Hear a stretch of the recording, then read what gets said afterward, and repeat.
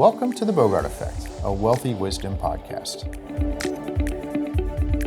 The following BOGART Effect podcast is intended for general information purposes only. The information discussed is no substitute for personalized investment advice from BOGART or another investment professional. Please see important disclosure information at the end of the presentation.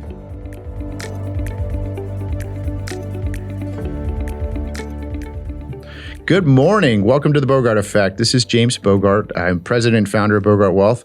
With me today is Nell Cordick, and we are going to be talking about estate planning. You know, this is we've done one of these before, so this is actually a follow-up and candidly an update.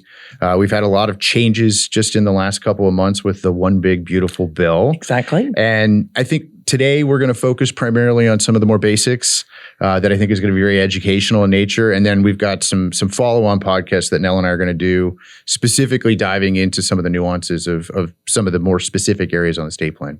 So to start, frame it out. Why do we need an estate plan, or why does anyone need an estate plan? Absolutely. James, thanks for having me today. So basically, if you don't have an estate plan, someone else will distribute your assets for you. And so your estate plan allows you to determine exactly how you want your assets to be distributed, when you want them to be distributed, and in what format. Yep. And I think, you know, when we talk about estate planning, a lot of people get confused on what that actually means. We're talking about when you are either dead or incapacitated. That's exactly right. How you want things to be controlled, who's making those decisions.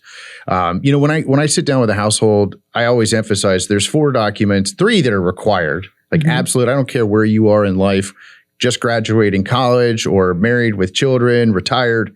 You really need to have a will, a power of attorney, a medical directive. And then we could start talking about the nuances of something like a trust. Correct. Now, we've got a whole separate podcast. We're going to talk about trust. So I don't want to take up too much of our time today on that.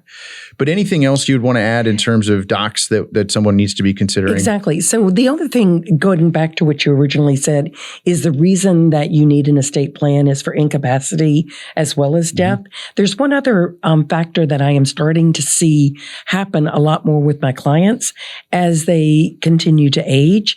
And that is at some point, clients are not incapacitated, but they just decide they don't want to deal with all of the financial pieces in their life, and they would rather have their a child or a successor trustee assist them. And so that's another reason that we would say put things in place today. Well, and actually, to even add to that, there's a lot of instances where you have, let's just say, a more financially savvy spouse and a lesser savvy spouse.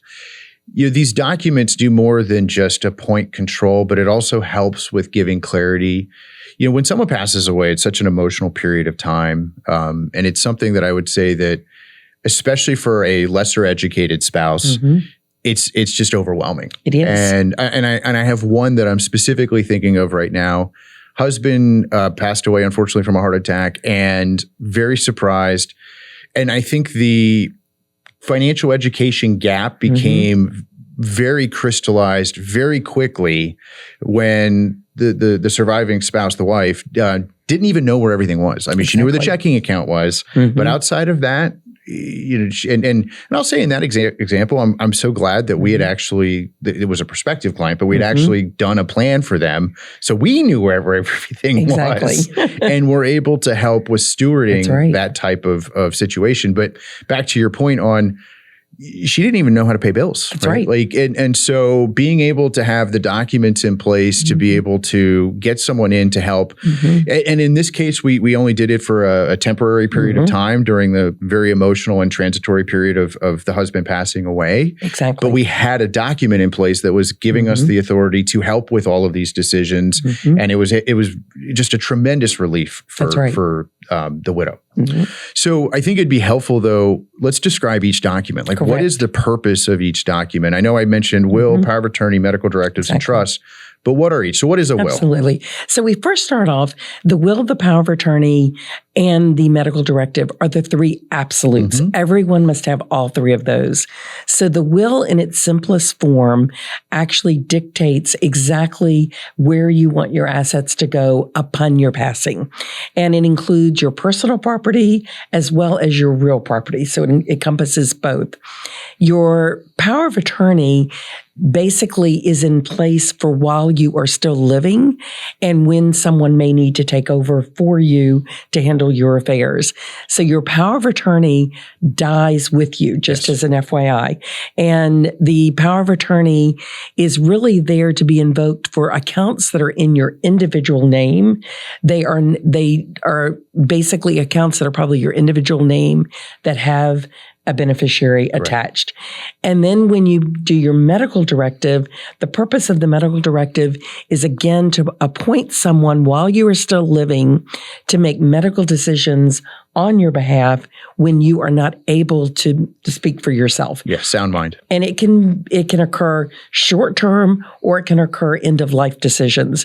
So you may have a situation where you're needing to make a decision because you were in a car accident and they need to make a decision to have surgery and then you fully recover and are able to take care of your affairs again. But it could also be an end of life decision where they're making decisions on your final care. And I think the theme that I would emphasize with this is it's important to give clarity and let's just say intention around what you really want to have happen. Absolutely. There's nothing worse. Let's use that example of the car accident and you have no documents in place. There's no one to make the decision for you. And now it's ultimately a very, and these are of course very time sensitive things sometimes, that now all of a sudden you're relying on a hospital to make a decision for you. And that might not be aligned with the family's wishes. Using life support is a great example of that, where having these documents in place, I think it's imperative. I want to emphasize, I think anyone who's an adult needs to have these documents in place. And oh, by the way, just while we're on it, if you have children who are leaving for college, they need these documents. Absolutely. By the way, they're now adults. Mom and dad, per HIPAA, are not entitled to medical anything, right? So, and can't make the decisions. And can't make decisions for them unless they have documents like these in place. Absolutely. So I'm a proponent of even, you've got a child that's leaving to go to college, you're getting documents put in place for, again, basic things, right? Power of attorney, medical directives, and will, just to make sure that there's no what's the right word? Inability to make decisions. Exactly. There's no uncertainty associated with it. There's full alignment in that regards. Yeah. And I would also like to add, the estate documents, many people avoid it because it is not a comfortable conversation. Sure. People don't like to be thinking about what could happen at some point in the future in their lives. But what I have found is when clients do sit down and talk about it together, they really open up the things that may be causing them angst.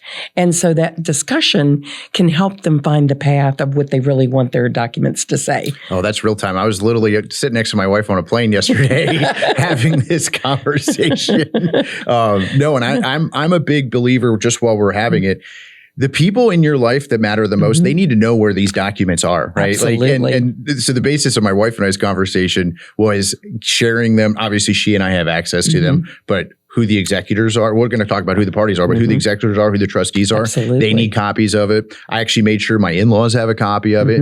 Or anyone who's watching our children, like if we're gone together, they have a copy of it, right? Like all of those things need to be very clearly ironed out. Absolutely. And also when you change documents, make sure that you shred anything that's an old document so that there's not a chance that someone would find an old copy and assume that's the only copy. So do make sure that you destroy when you create new documents, because you will over time. Make sure that all the other ones are totally taken away. And just quick plug, if you have a financial advisor, it's a pretty good idea for them to have them as well, right? Yes. And so like at BOGART Wealth, we've got Black Diamond, our data portal, where we just have clients upload them into. So we have access to them in the unlikely event that something happens, but it's just one less thing we're digging and looking for. And to your point, we can index what is the most recent version of any of those documents. Exactly. So we're going to do an entire podcast on a trust, but I think it's still important for this one to describe what is a trust. Absolutely. So there are two types of, there are lots of types of trust. I shouldn't limit it to two, but there are two that are the most popular: a revocable trust and an irrevocable trust.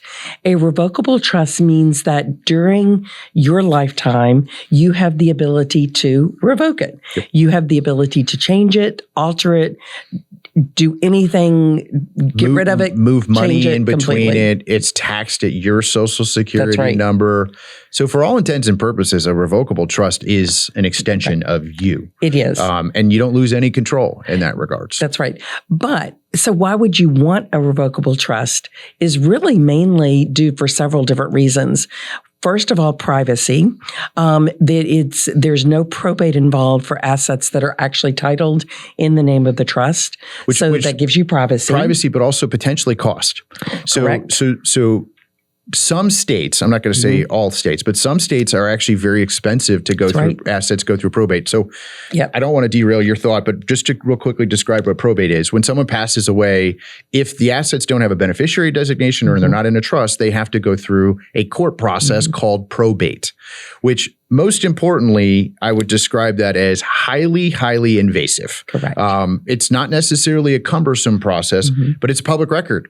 And by the way, any assets that transfer through probate, there is a legal public record of those assets. So anyone can find that. And now on the internet, I mean, frankly, with AI and the tools that are out there, you could find this stuff very, very easily. That's right. So the point is that having a trust avoids probate. Related to that, though, some states are actually very expensive to go through probate. So there's a cost component as well.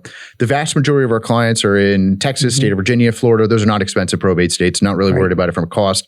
It's for privacy. That's exactly right. But it's also, I would say, for ease of making changes. From a legal standpoint, it is very easy if you cannot be the trustee any longer to change to be the successor trustee. It is very easy to invoke a successor trustee. And it's I don't want to say it's hard to invoke a power of attorney, but it is a little bit more cumbersome, and it's really due to the way the laws are set up. It's a little bit different indemnification. And so therefore, it's a little bit harder to put in place a power of attorney than a successor trustee in the event that you need it to have someone else act on your behalf. I want to add a couple others to why trusts, just real quick. I would say also for creditors. So similar to this conversation around privacy on the probate side, but if your children inherit assets and they are now in an irrevocable trust for them, or they're the beneficiary of, they don't actually own the assets, which means that a creditor claim can't come after anything that they've inherited, which I think is extremely important. Indirectly related, I would say the divorce benefits, right? So the no good son-in-law, no good daughter-in-law. But if your children inherit assets that are transitioned to them via a trust, it protects them from divorce claims. And then the last one, which I can't make light of, but it's protect them from themselves. Right. In a lot of instances, the wealth creators, they know what it took to create the wealth. The next generation is obviously 1 degree removed, and they don't necessarily always have the financial acumen associated with how to preserve, make the wealth last a long time. And I would also say in a lot of cases, mom and dad don't necessarily want the kids to inherit a bunch of money and then all of a sudden it's gone in a couple of years. So it's really, I'd say to protect them from themselves. That's right. And you touched on something also when you said irrevocable trust. So what happens is a revocable trust becomes irrevocable at what point that the grantor, who is the creator of the trust, actually becomes incapacitated or passes away, is one way that it becomes irrevocable. And basically at that point, then the stipulations from the revocable trust cannot be changed. Yes. So whatever the rules associated for the future of that money are now really put in place and cannot be changed. Perfect transition to what is an irrevocable trust. So the way I would describe an irrevocable trust is it's an entity of its own.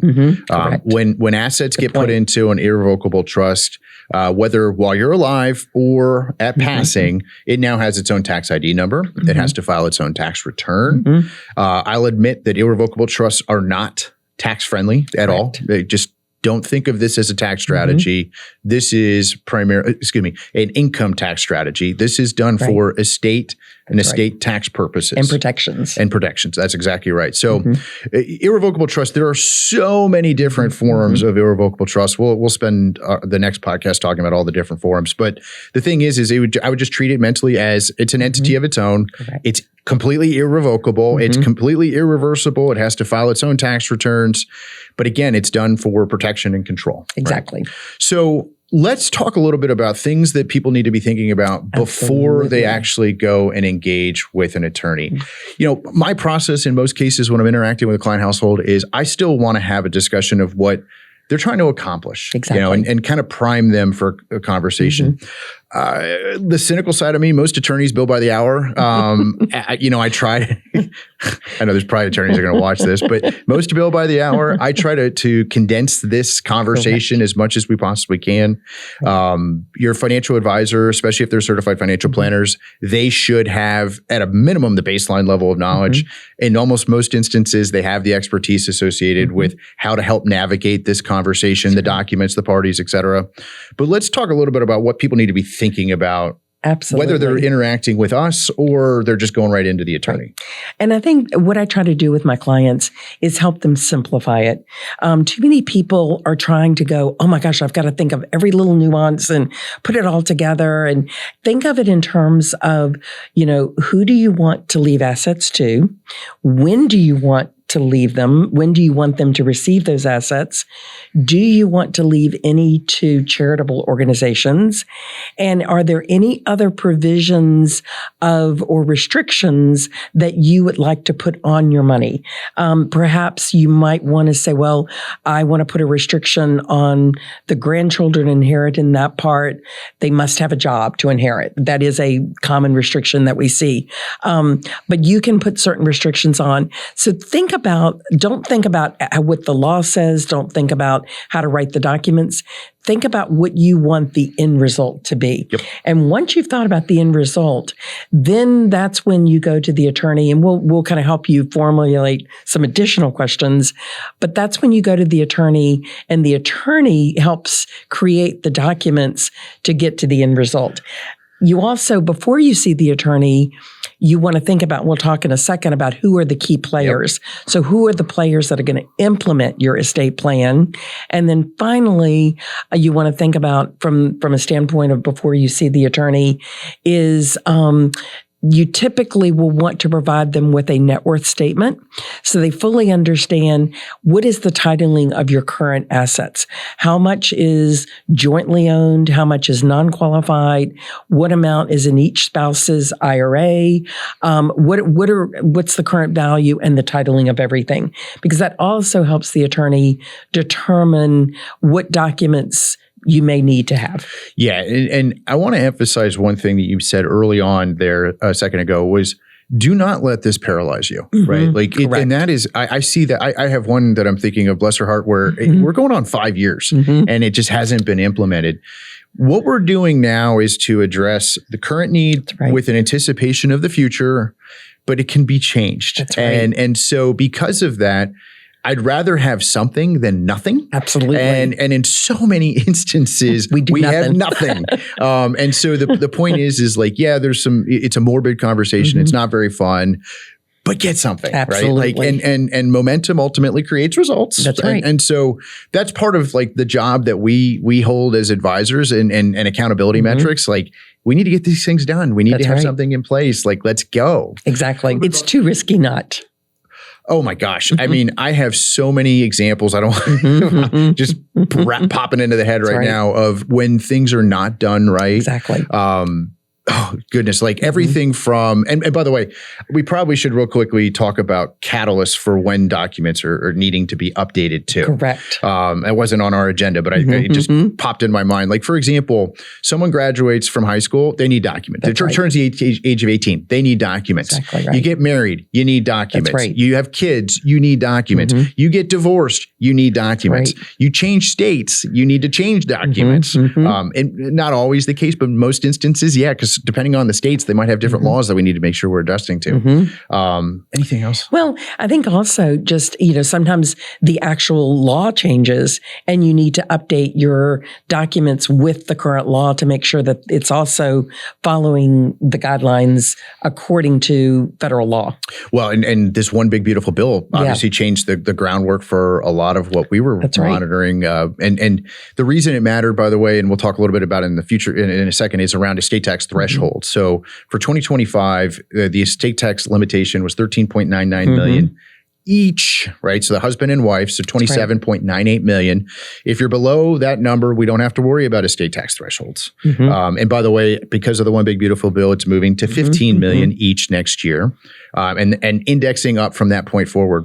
The reason this carried any level of significance was prior to the one big beautiful bill, the estate tax threshold was going to go from the 13.99 million down to 5, indexed up a little bit, right? But all of a sudden, you had a lot of households that were potentially on the cusp and needing to do more advanced work. They didn't need to anymore. And that's the significance around the bill. And it is at least federally implemented at a permanent level. So it makes it so that we're not in a position where without legislative change, that all of a sudden it's going to get brought back down, and then we got to revisit some of this stuff. That's right. And I would also say that a good estate document also creates flexibility within the document, because laws may change in the future, and you want to have your document ability to be flexible, that there are provisions in there that are laid out that it can adjust to current federal law if necessary. Absolutely right. So for accuracy, sake of time, let's talk about who the parties are. Absolutely. Right? So we've mentioned will, power of attorney, medical directives, and trust.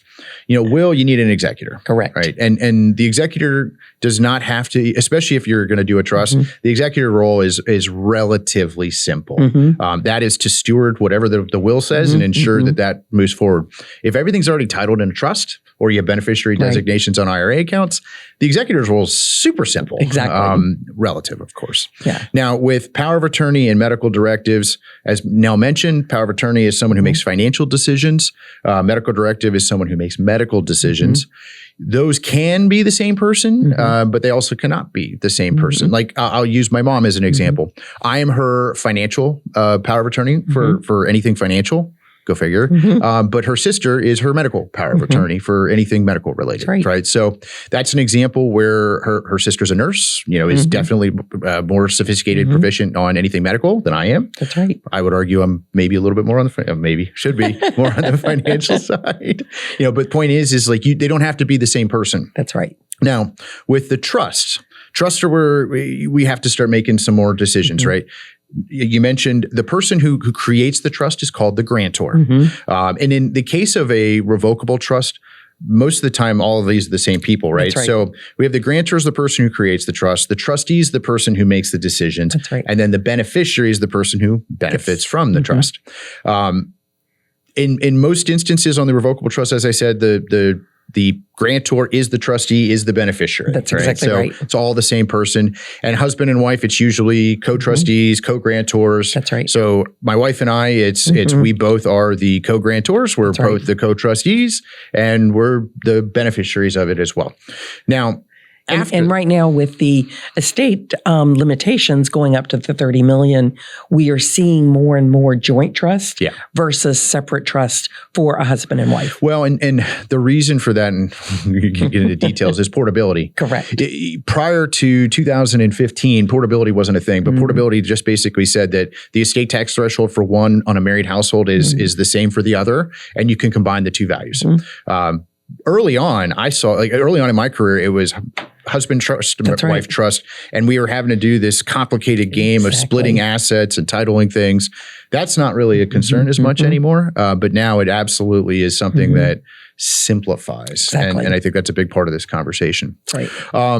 Now, going back to your naming your key people, it is so critical to think about who is going to do things in your best interest. So your successor trustee or power of attorney, while you are living, are acting as you would. And that is so critical. And, I'm sure James can think of lots of examples, I sure can in my career, of where I saw a successor trustee And I questioned what their motivation was. And so you want to be very, very, very comfortable with who you are naming as your successor trustee and your power of attorney, because they are acting and they have all the power to do everything you would do yourself.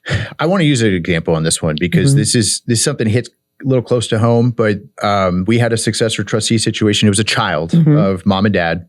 And the child, to your point around fiduciary and best interest, they didn't want to spend money to take care of mom and dad because it would have cut into their inheritance. Yeah, exactly.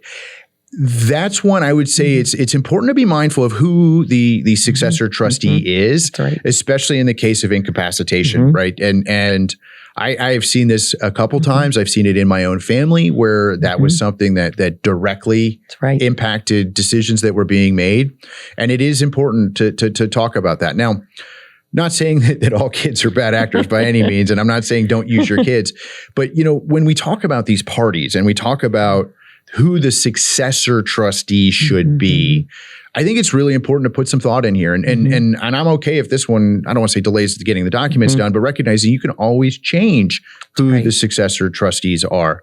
But I think it doesn't need to automatically default be your children. Actually, if anything, I would, in most instances, highly recommend it not be your children, especially when they're younger in life. I think a lot of households I work with struggle. Should it be their siblings? Well, maybe not. Now you got privacy concerns. Now you have sophistication concerns. Like I'm not knocking my sister, but like I think in my case, like I couldn't have my sister be my successor trustee simply because the level of complexity of my life is very different than the level of complexity of her life. And I wouldn't want to burden her with that, right? Like she's got young children and she's got other things going on, right? So then we start talking about who are the other parties. That's exactly right. Corporate trustees are one that gets talked to a lot. I think it's one of those things where, yes, a corporate trustee is a company that you hire to act as this trustee in this trust capacity. The reason that I typically lean that way is simply because it removes emotional connectivity, removes burden off of people that you love. And frankly, they have a fiduciary obligation to the trust. The negative, there's a cost to it, right? But I personally, so I think about my wife and I, like the successor now is a company. Like it is not any individual, simply because I want to ensure that what my wishes are being implemented, whether I'm incapacitated or dead, right? Like, and it's kind of a simplicity thing. Yep, absolutely. And the other part with a corporate trustee is you can make a specific family member be also a co-trustee with the corporate trustee in order to give opinions. The corporate trustee will be the one who actually makes the final decisions. However, they can consult a family member as a co-trustee if there's something in the gray area. And so I think that can also make sense, in those particular situations. We're also finding the corporate trustee can be a benefit because our children are, they're still having careers. They still have families when their parents are passing away, and they're just super busy. And to have to then manage a trust in addition to their regular responsibilities can actually be very stressful on their lives. Well, and let's also add family harmony to that conversation. Absolutely. Right? Like, which is one of the topics we're to talk about. I know. But it's a lot of money changes people. Right. Period. It does. Like there's no other way of putting it. And it creates friction and stress between siblings that I personally don't think should be there. Let's allow for some, let's just say congruence of what mom and dad wanted to have happen. Exactly. Where I see a lot of fighting always happen is on vacation homes that aren't addressed. And inevitably, if there's multiple children with a family second home, let's just say there's 3 kids. There's one that wants it, one that doesn't want it, and one that doesn't care. That's right. And now you have a fight, right? Exactly. And so making sure that there's full alignment and transparency on what the intention is, coming back to kind of something I said early on, like this needs to be intentional and deliberate, right? Exactly. Like thought through, et cetera. Now, in our next podcast, we're going to be talking about some of the different types of trusts, but I'll mention it now because we do want to talk about who do you make the trustee if you've got a special needs trust, if you've got a trust set up for minor children. So there's some different schools of thought there as well. So we'll certainly entertain that at the next one. Let's talk real quickly about considerations, real special considerations that need to come into play here, and then let's kind of just wrap up. In the case of divorce, Absolutely. blended families, like this is, and again, blended families, like this is, and again, it's hit home for me because I was part of that. Wanting to have the alignment, because at the end of the day, if you have a divorce in a second marriage, like there's always, nuances there, especially if there's children involved. Absolutely. Making sure that there's clarity on these documents, what the intention. By the way, if you get divorced, just because this is a little tangent, but if you get divorced, make sure you update your beneficiary designations on retirement plan. And your life insurance. And life insurance, yes. The amount of times I have seen someone get divorced and not update that, it's scary, right? Like that's usually when I see a divorce and I'm doing a financial plan, first, like that's the first thing I check is what are the beneficiary designations? Because there's so many times it doesn't get updated. But if you have a divorce and you now have a blended family, and especially if you're fortunate enough to accumulate assets, it's in most instances you want to make sure you're taking care of your spouse, your second spouse, new spouse, but at the same time too, you have a conflict with children, right? So, and just making sure that we appropriately align and address the documents with that. In most instances, we'd use special types of trusts called bypass trusts as an example, to structure that so that the surviving spouse would be adequately taken care of, but the adult children or children of the first marriage wouldn't be impacted adversely from that. And I would say when that situation occurs, number one, you want to have those documents airtight, but then it's critical that the documents match the title. Actually, it's critical regardless, but especially in that situation, that the documents match the titling on the accounts. Because inevitably, I've seen so many times where people create the documents for a blended family and never actually change the titling correctly for it to be implemented the right way. By the way, that's something your financial advisor should be doing for you. Exactly. And if you don't have one, I would absolutely recommend in this instance, that's one of the big values I see. Another consideration, I think it's important to have appropriate state documentation done for his special needs. You mentioned that earlier, but this is any child that needs advanced level of care, especially if they're getting any kind of government funding. And the main reason here, we'll talk a little bit more about special needs trusts on the follow-on, but the main reason is because if they inherit money, it can disqualify them from government programs.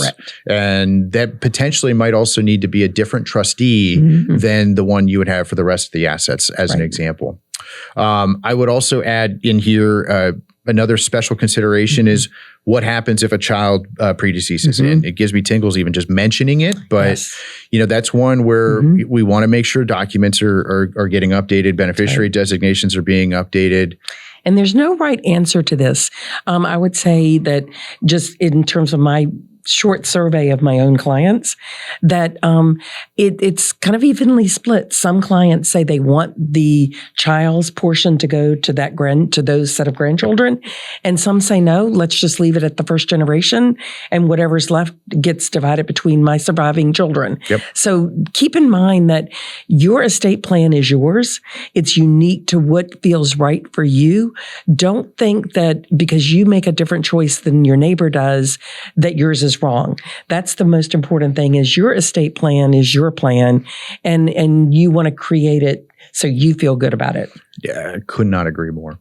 So I think it's probably good to talk a little bit about family harmony here. I know we've kind of alluded to it, but part of the reason for doing this is to just, again, intentionality, deliberateness, but ensuring that your wishes are being executed and implemented. It is an emotional period of time. I know I've handled at least 100 of these where mom and dad have passed away, kids have inherited the assets, and there's just it's highly emotional, and you're in a situation where you want to make sure that your intentions are being followed. But at the same time, too, you want to make sure that it doesn't create additional friction within the family that shouldn't be there. And in so many instances, we've talked about what are the implications? We use that medical one with car accident and decisions need to be made. Well, that could create friction that wasn't intended to be. My brother-in-law is 28. He had to have very major surgery, and some things happened and complexities happened. And of course, now fortunately, he's doing well. But the point is that there were some real-time decisions that had to be made when it was a 12-hour surgery. So, and fortunately, on the other side of that, we're good.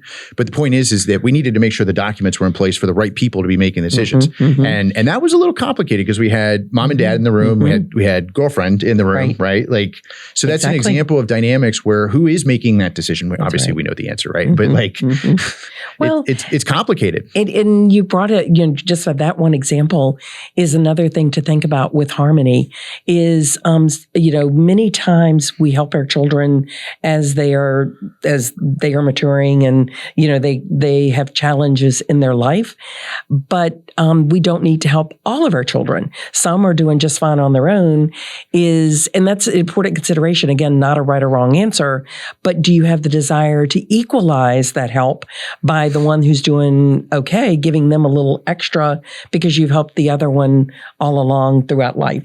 And all those things are things that need to be discussed. Yeah. And this is where I emphasize your point. There is no right answer, or similar, no wrong answer here.